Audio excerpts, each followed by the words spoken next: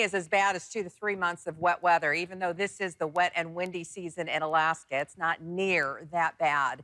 Even our gusty winds are now beginning to taper off. You can see from yesterday, they've gone down quite a bit. We still have some gusty conditions at Unalaska where they peaked at 49, and also Cold Bay and King Cove also peaking into the 40s.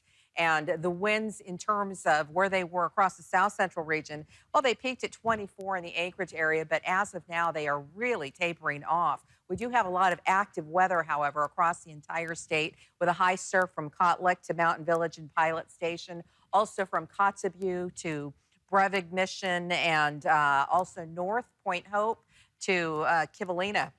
And then we also have a flood watch and a flood advisory for the interior of Alaska, Minto, Old Minto, Manly Hot Springs to Nenana.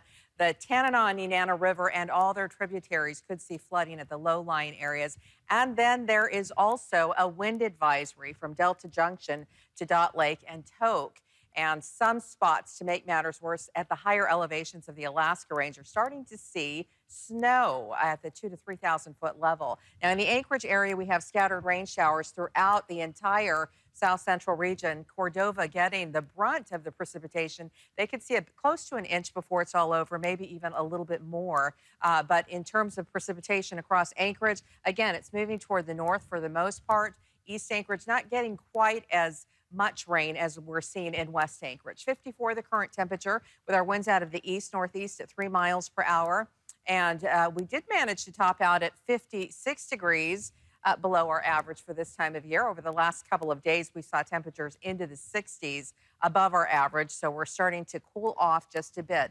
40s on the north, 50s in the interior, and 60s toward the southern coastline, including Ketchikan, where they had 64 degrees. Now, even though we have all this active weather across the south central region, looking ahead, we are going to get a break just in time for your Labor Day. You can see things begin to clear up on Monday, even Tuesday, but that next low moving in with the front associated with it is sure to bring wet weather on Wednesday and Thursday. And then just after that, we get a nice little stretch of weather just in time for the weekend. So for tomorrow, expect nice conditions for most of the state, the exceptions out toward the west and Juneau and the southeast panhandle. They will get wet weather in the forecast. Highs, you can expect 50s for daytime highs, overnight lows into the 40s. That wet weather sticking around. For the Kenai Peninsula, look for partly sunny skies by afternoon. You may start the day with some showers, but it'll get better as the day progresses. Highs back into the 60s, overnight lows, though, dipping back into the 40s. The Prince William Sound and Copper River Basin, more of the same. Clearing by afternoon, highs in the upper 50s. And the Mat-Su Valley also looking good by afternoon with highs into the lower 60s. And Anchorage and Girdwood will also see those lower 60s and sunshine by afternoon with those winds tapering off. Your extended forecast looks pretty good.